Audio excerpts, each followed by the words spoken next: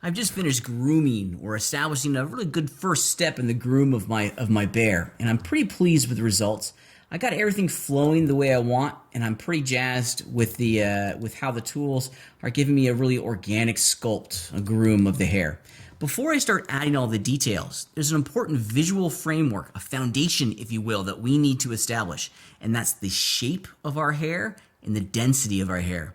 The shape and the density are going to lead our decision-making process as we start to go into the creation of the fine details, the natural clumping of the fur, the curvature, the noise, the kind of the frizz, if you will. All the details are going to be influenced by the shape of each hair strand and the density of the hair going across the surface of my sculpture. So let's establish that framework early on so we make some good decisions later. So let me show you the challenge that we have at the moment, and we're going to fix it here in a minute. I've been working in the smooth shade environment, and things are looking really good. FYI, smooth shade is going to give you the most performance when grooming all of your hair strands. If we were to jump over into our render view, you can see the challenge that Eevee is presenting to us is that it's curved, or it's shading each individual two-dimensional curve. Hair is not just a two-dimensional shape. It's a three-dimensional shape. It's a tube, if you will, that's got a very thick base and that's going to naturally taper towards the top. That's the goal. That's the desired outcome of this.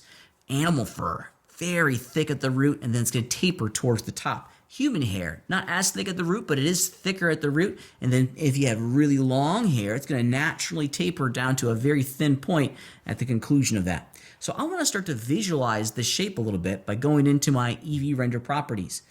If you notice, we have a section here called curves. The default is strand.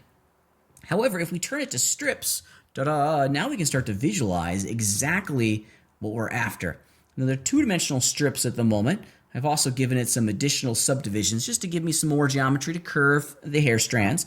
But this is a good understanding of the current size of each individual hair strand. Now, they are just two-dimensional ribbons, if you will. They almost look like little blades of grass. And FYI, you can and should use the hair and fur system to make blades of grass. It's a very efficient part of our workflow. But I want to go in and start to establish that natural taper. At the moment, we're not getting any sort of tapering. It's always just going to be a linear ribbon. Thus enter the modifiers, the hair and fur modifiers. These are extra tools that the Blender developers have created to expose the back end of the complex geometry node system into a whole series of very easy to use sliders that will allow us to to infuse a nice level of control into the system itself. All of these hair and fur modifiers are preserved in the asset browser. And the asset browser is really a library of any number of things that we can access at any time and insert into our three-dimensional scene. The Blender developers have provided this asset library to all of us for free. It's built into every version of Blender after 3.5. And so let's open up our asset browser and start adding these new tools into the mix. Now, I want to split my interface so I have a new panel kind of in between my 3D viewport and then my outliner and my properties panel. We can do so by traveling up to the top here. See how my cursor changes to a little cross? When it's that cross, the computer is telling us that we're now free to left click and drag and grow out a new panel. Now, I don't want to have another 3D viewport. That kind of defeats the option, the goal here. But if we go into this part of our interface, we can load in the asset browser or any part of the 3D interface that we're after. But I want asset browser. You can see that the Blender developers have given us these really cool assets. They're in the hair category. And there are a number of subcategories. If you just click on hair, you get all of them. And these are the tools that we're going to be working with. Now, the workflow here is pretty neat. We're going to be dragging and dropping these tools onto the hair strips. As a practice, I always like to have my hair strips selected before I start dragging and dropping. And if we go into the right section of our hair tools, we have a great tool called Set Hair Curve Profile. This is all about shape. Let's do it real fast. Let's throw this one on. And immediately you can see its benefit. Now we're no longer a strip, a ribbon. Now we're a triangle. Well, how? Why? What's going on? Well, if we go down into the modifiers, you can find the hair and fur system modifier stack in action. We've worked with modifiers before, often in Blender, so we're very comfortable in this space. These are tools that are exposing the back end of the GeoNode system here in our modifier stack. There's always going to be one that we need to be mindful of, and that's surface deform. This one was automatically created when we created the empty fur system inside of our mesh itself. This one was generated for us. This one always needs to be at the bottom. If you remember, our modifier stacks work from the top going down to the bottom. The information that's in here is going to be passed into the one that's right below. So the surface deform establishes the current location of all of the vertices. If you think about it, if our character was to move, the verts are going to deform and bend and change their location. Well, I want the last thing the computer to do is to evaluate the current location and put my hair strands in the current location of all the verts of my deformed or animated character. If this was first, I'm going to bend my verts, and then all the hair is going to be evaluated.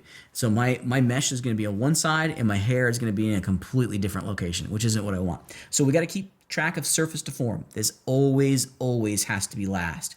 If we go into set hair curve profile, this modifier here and all of these properties are responsible for generating the shape. Let me zoom out a little bit here, so we can take a look at what's going on. Yeah, all right. So let's take a look at these values here, because there's some really important ones in here. Radius is going to determine the thickness of the root of each one of our hair strands. And you can see that it's doing it across the entire system itself. All of these modifiers are going to be blasted and be influencing all of the hair strands on the mesh. So this is the global thickness, if you will, the global radius of each one of our hair strands. I want to keep it intentionally kind of big so we can see what all of these other values are going to do. Now, if you look real carefully, we're going from a defined radius at the base to a point. They almost look like little cones, like little triangles. The shape value here is responsible for determining the profile shape of the actual hair strands themselves. This runs from a -1 to a +1 value within inside this slider. 0.5 is the default. And if you look carefully, it's doing a linear interpolation. So it's gradually going from the radius to the tip. Watch what happens when I start to move this channel up to 1. It's going to push the profile towards the base. Now it kind of looks like a thorn. It creates an interior shape. And the opposite's going to be true if I was to go closer to 0. Now it's going to make it an outside shape. So it's curving towards the top versus curving towards the bottom. So from a 0 to 1 is going to give you a positive shape. We can actually go into the negative side and completely flip. Completely. Now we have little trumpets coming out of our character. I think I'm going to keep it in a positive and keep it something kind of like this. Just a little bit of a curve going along the base. Now factor min and max, these are going to determine when that curve happens. Here we go. Now we can affect the tip. We can also affect when that curve happens at the base. You can go outwards if we want. It means have a lot of customization and control over how each one of these is going to look. I think I'm going to put this back down to 0 and then use the radius here to determine. Oops, sorry. Let me go back in time a couple steps. Didn't want to put it at 0. I wanted to put it at 1 to get my radius back. There we go. Default value is 0 and 1 for these factors, and I'm liking that. That's a pretty good start for what it is that we're trying to do. So set hair curve profile is going to determine the shape. Well, what about the density? Let's go back into our tools. The density is going to come from this generation section, and we're going to choose interpolate hair curves. If I drag that onto the mesh, you're going to freak out for a moment because it looks like all your hair is gone. And I know, I just spent a lot of time grooming and it's gone. Well, don't freak out. Let's go back down into our modifiers. And of course, let's put surface deform last and look at interpolate hair. First and foremost, the reason why all of our hair guides are gone because it doesn't know what surface to put these new hair guides onto. Interpolate is going to take the guides that we created and groomed, and it's going to add all the secondary and tertiary level curves onto the mesh itself.